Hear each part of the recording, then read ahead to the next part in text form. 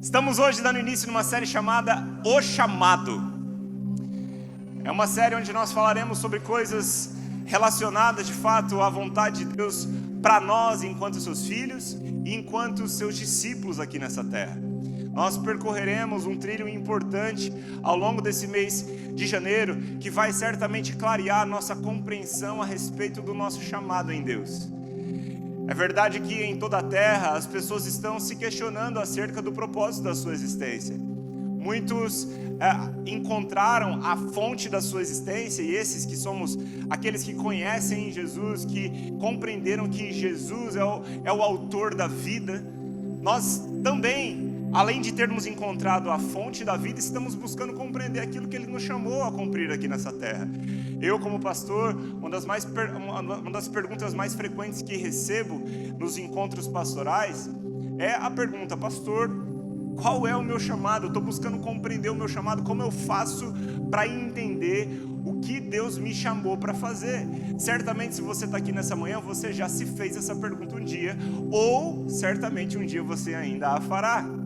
E nós olharemos para a palavra de Deus e a usaremos de fato como ela é: a direção para as nossas vidas, a lâmpada para os nossos pés, a luz para os nossos caminhos, a bússola que nos guia enquanto caminhamos nessa terra como peregrinos, amém? Certamente a sua perspectiva a respeito de chamado vai ser clareada, e isso vai potencializar o cumprimento da sua missão enquanto você caminha aqui nessa terra. Você está com expectativa para isso? Ao mesmo tempo, irmãos, que as pessoas estão procurando ou perseguindo encontrar a vontade de Deus, existe acontecendo paralelamente uma grande crise vocacional. E eu digo que um dos grandes responsáveis por essa crise é o nosso formato ali de ensino, né? Porque com 16 anos o adolescente já tem que escolher que faculdade que ele vai fazer, e ele já é pressionado a encontrar a profissão que ele vai exercer por, no mínimo, boa parte da sua vida. E tanto é que essa pressão exacerbada tanto frustra as pessoas, porque muitas vezes o adolescente chega no final da faculdade, né, que aí já é jovem, né, e pensa: puxa, acho que eu escolhi errado. E aí começa tudo de novo. Ou muitas vezes vive frustrado numa profissão por medo de começar tudo de novo. Às vezes já tem responsabilidade de sustentar um lar, já tem outras pressões sobre ele. E de fato, irmãos, existe uma crise vocacional. Qual é a minha vocação? Para que eu estou aqui nessa terra? Muitas pessoas se pegam infelizes no meio da vida. Às vezes essa crise bate na porta de alguns com 15, 16 anos, mas para outros bate aos 30, aos 40, aos 50. Eu escuto essas perguntas não apenas de jovens, mas eu escuto de pessoas que às vezes se encontram no meio da vida, compreendendo que não sabem nada a respeito da sua vida. E de fato, irmãos, nessa vida nós iremos conhecer a Cristo, e à medida que conhecemos a Ele, vamos compreendendo mais sobre nós mesmos. É uma jornada que ela não tem um fim quando nós conhecemos Jesus, mas ela tem um início quando nós conhecemos Jesus, e ela não vai terminar agora, amém? Existe uma jornada pela frente que vai durar até o último dia da sua vida. Mas existem coisas que o Senhor tornou claro na palavra, coisas que nós precisamos e temos a possibilidade, a oportunidade de nos apropriarmos para que a gente possa caminhar essa carreira, correr essa carreira de uma forma como quem não luta contra o vento, como o apóstolo Paulo fala, mas como quem tem um alvo, como quem tem um objetivo, e ainda que não saiba todos os dias, todos os episódios, todas as estações da sua vida, caminha como quem tem de fato um destino a chegar. E isso é muito importante para nós, porque ainda que a gente não saiba todas as estações, a gente precisa compreender o destino. A compreensão do destino é muito crucial para que a gente possa se disponibilizar para que Deus faça o como acontecer da forma dele diante de cada estação que você atravessa. Porque se você não tem certeza do destino, se você não tem uma compreensão a respeito de algo maior, seremos pegos no meio dessa caminhada confusos. Seremos pegos nos questionando: será que eu estou indo na direção certa? Porque mais importante que a velocidade, anote isso no seu coração, é a direção que você está indo. Especialmente quando falo com jovens e adolescentes, muitos têm um ímpeto para correr de forma muito veloz, seguindo a direção que elas compreenderam para a sua vida naquele momento. Mas sabe, tão importante ou ainda mais importante do que a velocidade é a direção que você está indo. E nessa direção, nesse caminho, o Senhor deseja te fazer compreender algumas coisas, e eu quero começar pela primeira delas, a compreensão mais importante. Nessa manhã nós dedicaremos tempo para falar sobre a base principal do nosso chamado. Não tem como viver um chamado de Deus sem compreender a parte do chamado que nós falaremos nessa manhã. Para que a gente possa entender o propósito, a gente precisa voltar à origem. Deus cria o homem, e dentro do seu plano criacionista existe um plano original. E dentro desse plano original, a gente vai compreender algo muito essencial. Quero convidar você para abrir sua Bíblia comigo, lá em Gênesis, no capítulo 3, verso de número 1.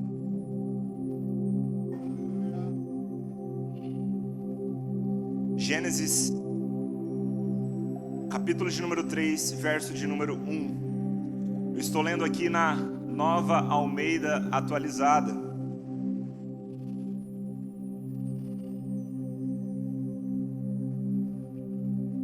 Oi?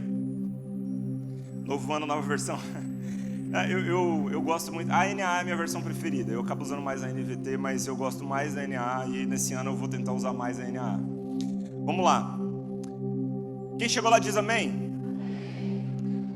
Quem não tem Bíblia, acompanhe comigo aqui no telão, ou acompanhe com o irmão que está do seu lado, tá bom? Vamos lá, Gênesis 3:1. Aqui a gente vai ver Deus chamando Adão após a queda do homem. E a Bíblia diz: mas a serpente, mais astuta que todos os animais selvagens que o Senhor Deus tinha feito, disse à mulher: é verdade que Deus disse, não coma do fruto de nenhuma árvore do jardim? A mulher respondeu à serpente: do fruto das árvores do jardim podemos comer, mas do fruto da árvore que está no meio do jardim, Deus disse: vocês não devem comer dele nem tocar nele, para que não venham a morrer. Então a serpente disse à mulher: é certo que vocês não morrerão, porque Deus sabe que no dia em que dele comerem, os olhos de vocês se abrirão, e como Deus vocês serão conhecedores do bem e do mal. Vendo a mulher que a árvore era boa para se comer, agradável aos olhos, e a árvore desejável para dar entendimento, tomou do seu fruto e comeu, e deu também ao marido, e ele comeu. Então os olhos de ambos se abriram, e percebendo que estavam nus, costuraram folhas de figueira e fizeram cintas para si. Ao ouvirem a voz do Senhor Deus que andava no jardim quando soprava o vento suave da tarde, o homem e a mulher se esconderam da presença do Senhor Deus entre as árvores do jardim. Versículo de número 9. E o Senhor Deus chamou, repita comigo, chamou. O Senhor Deus chamou o homem e lhe perguntou: onde você está? E ele respondeu: ouvi a tua voz no jardim, e porque estava nu, tive medo e me escondi. Até aí. Irmãos, aqui nós vemos o momento da queda da humanidade, onde por desobediência à direção de Deus, onde por dar lugar, dar ouvido a Satanás, o homem ele se corrompe, provando daquilo que Deus tinha dito para não provar. O homem tinha liberdade para comer de todas as árvores do jardim, mas ele escolhe comer apenas da única que não poderia. A gente poderia ir para vários caminhos, para vários lugares aqui, para falar a forma como Satanás enganou o homem, deturpando aquilo que Deus falou, assim como Satanás continua trabalhando hoje. Mas eu quero chamar a sua atenção para o ponto principal dessa manhã, que é a respeito de chamado. Após a queda do homem, quando a gente chega no verso de número 9, a gente vê Deus chamando um homem pela primeira vez. É a primeira menção que nós vemos na Bíblia de Deus chamando a humanidade. E a Bíblia diz que Deus chamou o homem e lhe perguntou: onde você está? Essa palavra chamado no original é uma palavra que significa de fato chamar, clamar, recitar, gritar, proclamar algo. Deus ele desce no jardim e busca um homem, e chama o homem, vai atrás do homem. O que acontece aqui, meus irmãos, é que Deus, embora soubesse a localização geográfica do homem, estava provocando o homem a refletir a respeito de algo que havia sido perdido. O homem tinha um lugar de perfeita comunhão com Deus, Antes do pecado entrar na terra, não existia nenhum tipo de mazela e não existia nenhum tipo de distância que impedisse o homem de se relacionar com Deus. Deus descia no jardim e se relacionava com o homem, mas após o pecado, o lugar de relacionamento havia sido perdido. E de fato, meus irmãos, relacionamento era o que Deus queria. Quando Deus chama o homem, esse chamado provoca o homem a refletir que o relacionamento que ele tinha antes, ele não tem mais da mesma forma. Ao ponto de que quando o homem come daquele fruto, os olhos são abertos, eles percebem que estavam nus, a perspectiva, a cosmovisão deles foi afetada. Eles agora passam a enxergar o mundo a partir da perspectiva do homem corrompido, porque o pecado entra no mundo. E quando Deus faz essa provocação, quando Deus faz esse chamado, nós precisamos também compreender que esse chamado, em primeiro lugar, era para um lugar de relacionamento. Era para nos provocar a refletirmos que o relacionamento é o primeiro lugar para onde Deus nos chama. Quem está comigo ainda? O relacionamento era o que Deus queria. E relacionamento era tudo que o homem precisava. O relacionamento com o homem era o que Deus queria. E o relacionamento com Deus era tudo que o homem precisava. Sabe, quando a Luma, minha filha, tinha por volta de 1 ano, ela me disse uma das coisas mais poderosas que eu já ouvi na vida. Sabe qual foi? Papai. A gente acordou de manhã, naquele dia, passamos por uma madrugada um pouco turbulenta, tivemos que pegar ela na cama dela, ela dormiu na nossa cama no final da madrugada, e ao acordar pela manhã, ela olhou para mim e disse: papai, e sorriu. E eu chorei. Aquilo marcou a minha vida. Aquilo entrou como uma flecha no meu coração. Foi uma das coisas mais poderosas que eu ouvi na minha vida. Porque de fato, irmãos, esse lugar de relação íntima entre pai e filho é uma coisa tão preciosa. É uma coisa tão pura, tão maravilhosa, tão especial. Como pai, um dos melhores sentimentos da minha vida é poder abraçar a minha filha, colocar ela para dormir, dar comida, ver ela falando papai. Sabe, a Luma não precisava fazer nada para mim, para que ela fosse quem ela foi chamada para ser na minha vida. Minha filha. Eu não espero que ela me sirva para que eu a valorize. Ela simplesmente é quem ela é, sem fazer força para ser. O lugar mais especial que ela tem no meu coração, ela tem por ela ter nascido, simplesmente por ela ser. E quando eu consigo desfrutar desse lugar de relacionamento com ela, sabe, ali eu estou provando do ápice do que é uma relação entre pai e filho. E é nesse lugar, meus irmãos, que nós precisamos refletir Deus como pai. Porque Deus, Ele não está exigindo que você faça nada para Ele antes de você ser alguém com Ele. Deus, Ele não está no céu exigindo que você o adore para que Ele se sinta mais Deus. Ele não precisa do seu serviço para que Ele se sinta como Ele é. Os anjos que a visão de Apocalipse diz que adoram ao Senhor diante do trono dEle, não adoram por obrigação. Adoram por apreciar a sua presença. Adoram por simplesmente estarem diante do trono do Pai Celestial. E é nesse lugar que Deus nos convida para estar. É esse lugar que Adão havia perdido. É por isso que quando Deus desce, Ele pergunta: Adão, onde é que você está? O relacionamento havia sido perdido, mas não o desejo de Deus de se relacionar com o homem. Ele já tinha um plano chamado Jesus Cristo, aquele que faria o que a Bíblia diz em Lucas 19:10, que era buscar e salvar o que estava perdido. Jesus nos traria de volta ao jardim. E esse é o título da mensagem dessa manhã: de volta ao jardim. Se você está anotando, anote isso.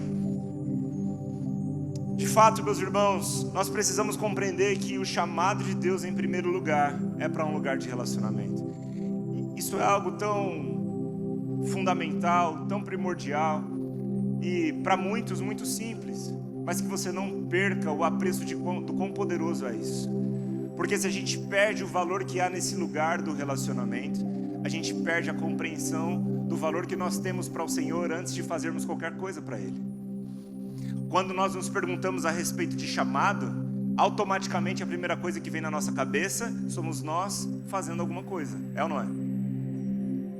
Mas quando Deus chama o homem em primeiro lugar, esse chamado é para estar com Ele. Não à toa esse que veio resgatar aquilo que havia perdido, aquilo que havia sido perdido, que é Jesus, quando ele chega nessa terra, quando o Espírito Santo vem sobre ele, ele começa o seu ministério e ele chama os discípulos. Olha só o que a gente vai ler, olha que precioso isso. Aquele que ouvia do Pai, Jesus, o que veio e desceu nessa terra como Filho de Deus, como aquele que irradia a glória do Pai, expressa de forma exata quem Deus é. Olha só o que ele fala quando ele chama os discípulos. Meu Deus, pega isso. Marcos no capítulo 3, verso 13.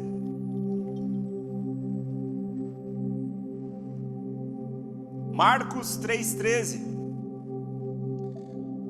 Olha só o que Jesus disse. Depois, Jesus subiu ao monte e chamou. Nós vemos de novo essa palavra aqui, repita comigo: chamou. Jesus subiu ao monte e chamou os que ele quis, e vieram para junto dele. Então designou 12, aos quais chamou de apóstolos. Olha o primeiro designo aqui: para estarem com ele, e para os enviar a pregar, e a exercer a autoridade de expulsar demônios. Repara que o primeiro chamado, a base para o comissionamento que Jesus traz em sequência aos apóstolos, é o desígnio da presença dele. Ele chamou os discípulos para estarem. Talvez nessa manhã você se pergunta: pastor, mas é que eu não sei se Deus me chamou para ser médico, advogado, professor. Ei, meu irmão, o chamado de Deus é em primeiro lugar. Não tem a ver com a profissão que você vai exercer segundo a vocação que Ele te deu. A gente vai falar sobre isso nos próximos episódios. Mas o chamado de Deus em primeiro lugar é para conhecê-lo, é para estar com Ele, é para que a gente possa conhecer a Cristo. E desse lugar de conhecer a Cristo, então nós compreendemos a nossa identidade, e a partir daí somos enviados para sermos testemunhas dele. Mas não tem como a gente inverter a ordem. Primeiro o chamado de Cristo é sobre vir, e depois sobre ir. Primeiro venha e depois vá, porque é desse lugar, quando nós chegamos na presença de Deus, que fluem todas as coisas. Ele é o principal. Nada do que Deus possa fazer por você e nada daquilo que Ele vai fazer através de você é mais importante do que quem Ele é. Só que não tem como desfrutar de quem Ele é sem a gente dar valor à presença dEle. É por isso que o chamado em primeiro lugar é para um lugar de relacionamento. Repita comigo: relacionamento. E é por isso também que Paulo, ele consegue declarar em Filipenses no capítulo 3, verso 7, o seguinte: mas o que para mim era lucro, passei a considerar como perda, por causa de Cristo. Mais do que isso, considero tudo como perda. Aleluia! Considero tudo como perda comparado com a suprema grandeza do conhecimento de Cristo Jesus, meu Senhor, por quem perdi todas as coisas. Olha aquela música aí: perdendo tudo por amor. Apóstolo Paulo dizendo: por quem eu perdi todas as coisas. Agora essa perca, meus irmãos, é daquilo que de fato era insignificante perto de Cristo. Essa perda não são de coisas valorosas segundo os olhos de Deus, porque em primeiro lugar aquilo que mais importa, aquilo que é incomparável, é conhecer a Cristo. Aquilo que nós faremos depois, a busca das coisas terrenas, ficam em segundo plano quando os nossos olhos são abertos para ver o nosso Senhor. Aleluia! Perder todas as coisas por causa de Cristo é a melhor coisa que tem, porque aquilo que nós ganhamos na presença dEle é algo incomparável, é algo que não tem nessa terra. Aleluia! Quem está comigo ainda? Glória a Deus! É por isso que 2 dos dias mais importantes da sua vida são: primeiro, o dia que você nasceu, e segundo, o dia que você compreende o porquê nasceu. Você nasceu para conhecer a Cristo. É por isso também que, compreendendo isso, João 17:3, a Bíblia diz: e a vida eterna é isto, conhecer a Ti, o único Deus verdadeiro, e a Jesus Cristo, a quem enviaste ao mundo. Aleluia. Quando você conhece a Cristo, Ele irá te conduzir em como fazê-lo conhecido. Mas não tente fazer conhecido alguém que nem mesmo você conhece. Vá para esse lugar de relacionamento. Desfrute desse lugar do jardim onde Deus te chamou para estar por intermédio do sacrifício de Jesus. Aquilo que eu e você havíamos perdido, como diz Romanos no capítulo 5, o segundo Adão veio resgatar de volta. Aleluia, onde abundou o pecado, superabundou a graça de Deus. Então a pergunta principal não é o que você vai fazer nessa terra. A pergunta principal é: você conhece a Cristo? Você conhece a Cristo? Eu quero te encorajar a se perguntar nessa manhã: eu conheço a Cristo?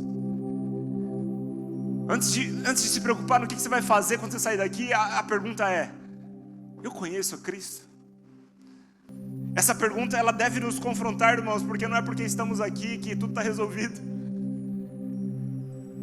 Cristo Jesus resolveu tudo na cruz, e a compreensão daquilo que Ele fez é que transforma a nossa vida, e essa compreensão vem desse lugar de relacionamento. O nosso chamado é para sermos amigos de Jesus, é para esse lugar de relação com Ele. É por isso que Jesus fala aos seus discípulos lá em João 15: eu já não vos chamo discípulos, vocês são meus amigos. Eu partilho vida com vocês. Em outras palavras, o amigo conhece o seu coração e os seus pensamentos. É ou não é? O amigo é aquele que você não precisa nem explicar direito o que está acontecendo. Ele pega no seu olho e consegue perceber o que você está pensando. Glória a Deus que eu posso olhar para a equipe pastoral e dizer que eu tenho amigos aqui. A gente precisa desfrutar desse lugar de relação com o Pai. Sabe, será que você consegue perceber os pensamentos de Jesus primeiro ao seu respeito? Será que você consegue perceber o que passa no coração do Pai por causa da forma que Jesus caminhou em seu favor aqui? Esse é o primeiro lugar. E agora, meus irmãos, a gente pode falar um pouco mais sobre fazer com base nessa premissa que é primeiramente ser. Nesse lugar onde nós compreendemos o Senhor, é o lugar onde nós também nos tornamos quem Ele quer que a gente seja. O primeiro passo não é sair fazendo algo, mas é estar na presença para que nós sejamos alguém. Antes de tentar fazer alguma coisa para Deus, tente ser quem Deus diz que você é. O chamado antes de fazer é um chamado para ser. E esse chamado para ser só é possível na presença dEle. Lembra quando Jesus, Ele pergunta aos seus discípulos: quem os homens dizem que eu sou? E Pedro levanta e faz sua confissão de fé. Ele diz: tu és o Cristo, Filho do Deus vivo. Ali Jesus olha para Pedro e, em outras palavras, Ele diz: bem-aventurado tu és, Simão, porque foi o Senhor dos céus quem te revelou essas coisas. Nenhum homem saberia por si só. E aí, depois disso, ou seja, depois da compreensão que Pedro tem a respeito de quem Cristo é, Cristo olha para ele e diz: e eu te digo que tu és Pedro, e sobre essa rocha eu edificarei a minha igreja, e as portas do inferno não prevalecerão contra ela. Essa revelação da identidade de Pedro e o comissionamento de Jesus para Pedro veio depois da compreensão de Pedro a respeito de quem Cristo era. Somente nesse lugar da compreensão do Cristo nós compreendemos a nossa identidade. Se você está se questionando nessa manhã: eu não sei quem eu sou, eu não sei o que eu preciso fazer, eu não sei por que eu estou aqui, vá e busca compreender quem Cristo é. É nesse lugar que Ele vai apontar a sua identidade, é nesse lugar que Ele vai lembrar quem tu és, é nesse lugar que Ele vai te dar um comissionamento, é nesse lugar que você vai sair encorajado a viver e a ser uma testemunha dEle, seguindo as vocações que Ele depositou em você. Muitas vezes nós estamos ouvindo mais os outros do que a Deus, é por isso que nós estamos buscando viver mais a expectativa do outro do que a de Deus. E a gente vive frustrado, por quê? Porque a gente não se encontra nesse lugar de realização. Porque a verdade é que a gente está buscando viver o chamado do pai e da mãe, do irmão, da irmã, do amigo, do outro amigo, o chamado que está bombando nas redes sociais, mas não o chamado de Deus. Quando a gente compreende quem somos em Cristo, ouvimos dele quem Ele quer que a gente seja nessa terra, a gente não se preocupa, meus irmãos, com o que os outros estão falando sobre nós. Nós já temos uma afirmação que vem do céu. Nós já temos, meus irmãos, uma identidade afirmada pelo Cristo. Aleluia! É para esse lugar que Jesus está nos chamando nessa manhã e para o início dessa compreensão do chamado de Deus para a nossa vida. Repare uma coisa comigo. Atos no capítulo 6, verso de número 3. Aqui os apóstolos estão percebendo a necessidade de levantarem mais homens para o trabalho da igreja. As viúvas precisavam ser melhor atendidas. Existiam necessidades que os apóstolos não estavam sendo capazes de suprir. E então eles percebem a necessidade de convocarem mais pessoas para o trabalho. Então a gente chega no capítulo 6, verso 3 de Atos, e a Bíblia diz: por isso, irmãos, escolham entre vocês 7 homens de boa reputação, cheios do Espírito Santo e sabedoria, para os encarregarmos desse serviço. Repara comigo que a capacidade de ser, ou seja, ele diz ali, ter uma boa reputação, ser cheio do Espírito Santo, essa capacidade de ser, ela é autenticada antes da capacidade de fazer qualquer coisa. A primeira coisa que vem na cabeça dos apóstolos, aqueles que estiveram com Jesus, aqueles que caminharam com Jesus, a primeira coisa é: precisamos de alguém com boa reputação e cheio do Espírito Santo. Talvez você esteja se preocupando com as suas habilidades, sabe? Deus depositou algo aí, tem habilidade aí, mas em primeiro lugar, será que você tem a habilidade de ser? Será que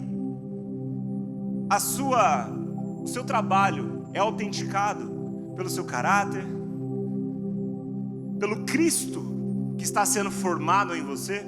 Essa é a primeira pergunta. Repare comigo em outro detalhe. Em uma das suas cartas a Timóteo, Paulo fala das características para os líderes da igreja. Paulo transmite ali uma enxurrada de características. Paulo ele deixa claro o crivo para o levantamento de líderes para a igreja, ou seja, para aqueles que devem ser exemplo para a igreja. E nós, como cristãos, precisamos ser um exemplo para esse mundo. Se Cristo Jesus está sendo aperfeiçoado em nós, não é algo assustador olhar para essas características e de fato buscar compreender se em nós elas são representadas. Eu não vou entrar em cada uma delas ali, até porque Paulo fala 15 características, e esse não é o foco dessa manhã, mas o foco dessa manhã é falar de uma delas. A única característica que Paulo fala para Timóteo a respeito da capacitação para fazer algo é a capacitação de ensinar a palavra. As outras 14 características são características relacionadas a ser. Das 15, 14 tem a ver com ser, e apenas uma a fazer. Quem pegou isso aqui? Não adianta todos os dons e talentos que Deus depositou em você, se você não compreender em primeiro lugar quem Ele te chamou para ser. Se você não compreender em primeiro lugar a sua identidade nele, você não vai saber usar esses dons e talentos conforme a vontade dele. Tem muitos profetas aí, meus irmãos, que ainda não conhecem a Cristo Jesus. Tem muita gente usando seus dons e talentos que são dados por Deus para, inclusive, propagar as obras de Satanás. Essas pessoas ainda não compreenderam quem elas são em Cristo Jesus. Mas isso nos revela um fato. Não adianta a gente compreender e se encontrar nas habilidades que Deus nos deu, nos dons e talentos que Ele nos deu para fazer alguma coisa, sem que antes a gente conheça quem Ele é. Então a gente não vai fazer para a glória dEle. E quando chegarmos diante dEle, não importa aquilo que fizemos, se antes não compreendemos para quem deveríamos fazer, vai sair tudo torto. Porque o primeiro ponto e o mais importante é conhecer a Cristo. Olha só um exemplo disso. Mateus no capítulo 7, versículo 22, Jesus dizendo aqui, nas palavras do nosso Senhor: muitos naquele dia vão me dizer: Senhor, Senhor, nós não profetizamos em seu nome não expulsamos demônios, em seu nome não fizemos muitos milagres?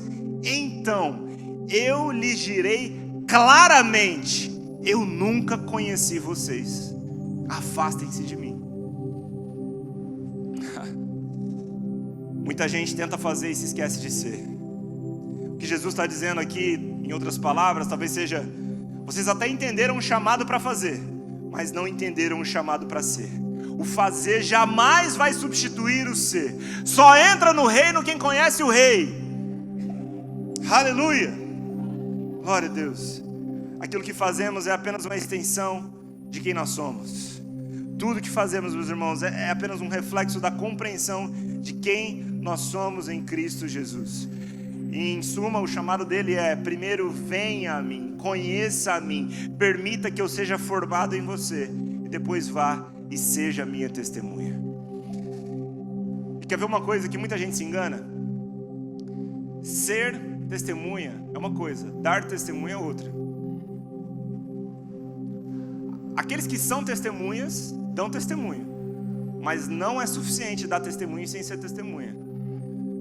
Olha só o chamado de Deus para nós em Cristo Jesus em Atos 1:8. Vocês receberão poder ao descer sobre vós o Espírito Santo.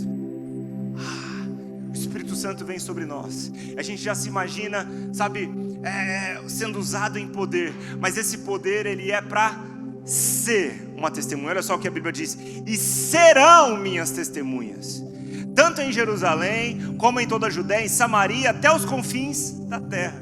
O chamado não se resume a dar testemunho. O chamado é para ser uma testemunha. Testemunha, lembra aí dos termos jurídicos que são populares. O que uma testemunha faz? Ela fala daquilo que ela viu e ouviu. Quem está comigo? Testemunha fala daquilo que ela viu e daquilo que ela ouviu. Não à toa, quando os discípulos estão enfrentando perseguição, sendo confrontados pelos líderes religiosos a deixarem de falar do nome de Jesus, Pedro e João se levantam diante dos líderes do Sinédrio e dizem: vocês acham que nós devemos obedecer a vocês e não a Deus? Nós não podemos deixar de falar daquilo que vimos e ouvimos. Eles estiveram nesse lugar de relacionamento, e esse lugar de relacionamento provocou eles de forma tão impetuosa, ao ponto que até diante do confronto daqueles que mataram Jesus, eles não poderiam deixar de falar, porque antes de falar eles já eram. Eles já foram transformados, o caráter deles ali foram moldados em Cristo Jesus, o coração deles os seus corações foram trocados na presença do Rei dos Reis. A identidade deles havia sido compartilhada pelo Mestre, ao ponto de que aquilo que eles estavam falando não era apenas de algo que eles ouviram que alguém disse, mas era parte daquilo que eles eram. Não tem como eu mudar quem eu sou, e quem eu sou é parte daquilo que foi formado em Cristo. Eu compreendi quem eu sou em Cristo. Não tem como você mudar quem eu sou. Eu sou uma testemunha. Se eu fosse apenas chamado para dar o testemunho, eu tinha a opção de falar ou não. Como eu sou testemunha, eu vou caminhar revelando quem Ele é. Você entende a diferença disso, meus irmãos? Então, antes de ficar pensando como é que eu vou dar testemunho, pense: será que você é uma verdadeira testemunha de Cristo Jesus? Porque o que uma testemunha faz é dar testemunho. Ela não precisa fazer força. Da mesma forma que uma mangueira não precisa fazer força para dar manga. É fruto, é automático. Testemunhas dão testemunho. Quem está comigo ainda? Testemunha fala daquilo que viu e ouviu.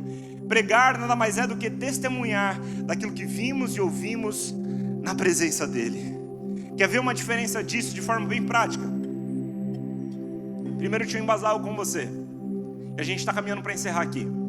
Marcos no capítulo 16, verso 17, a Bíblia diz o seguinte: e estes sinais acompanharão aqueles que crerem. Tem alguém que crê aqui?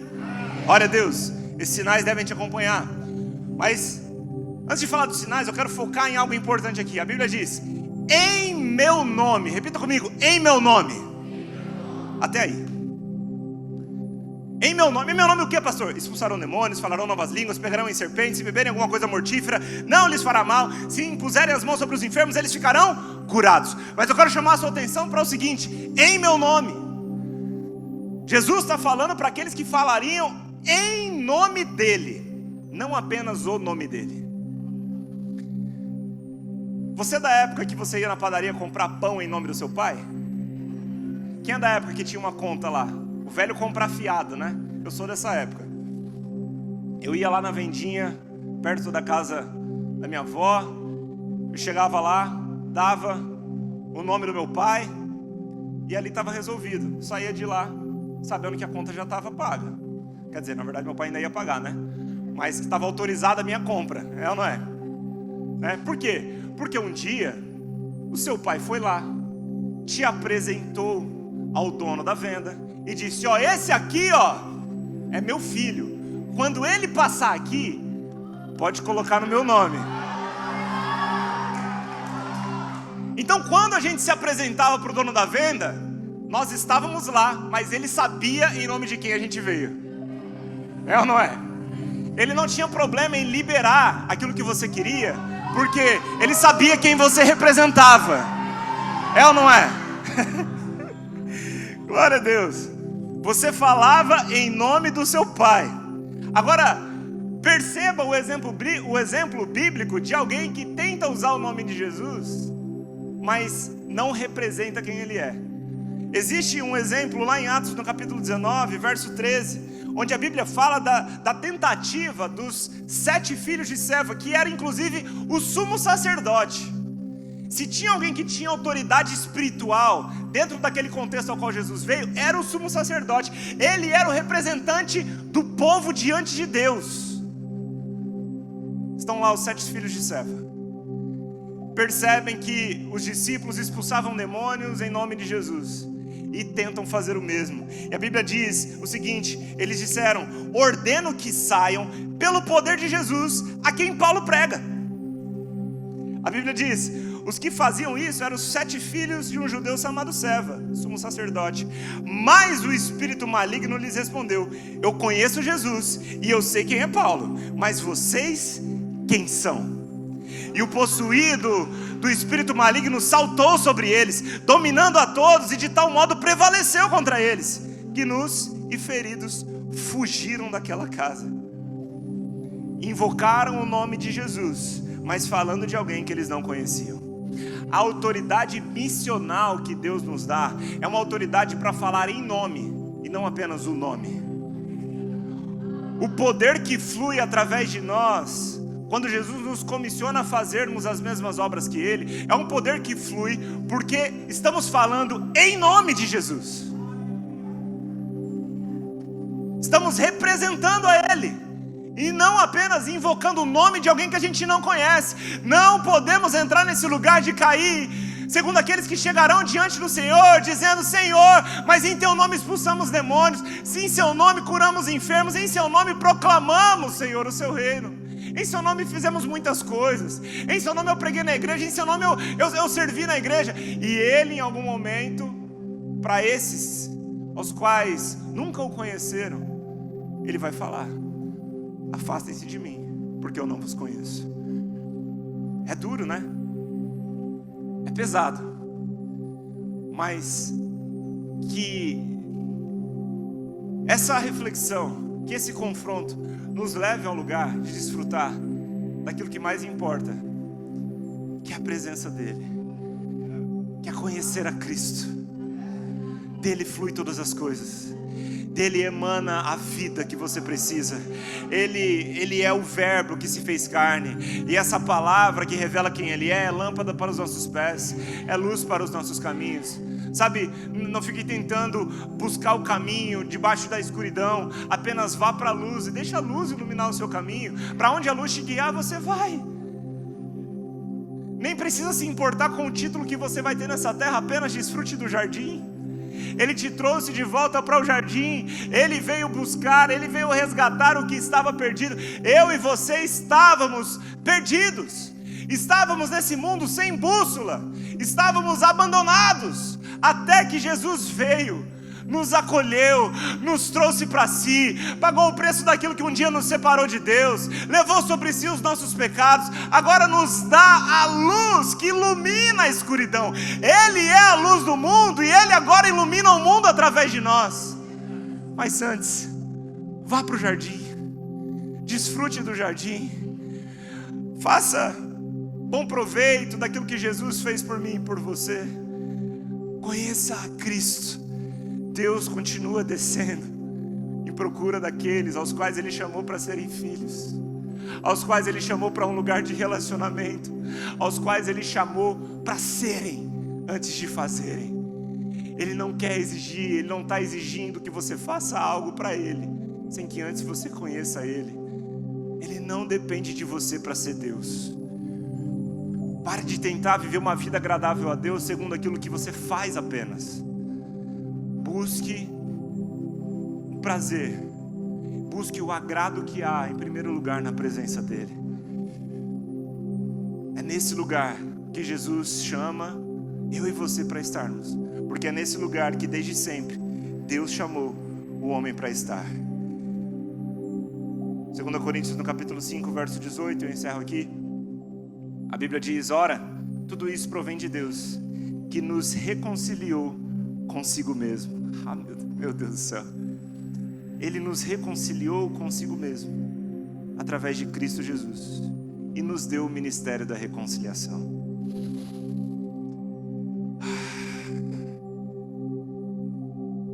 Gaste mais tempo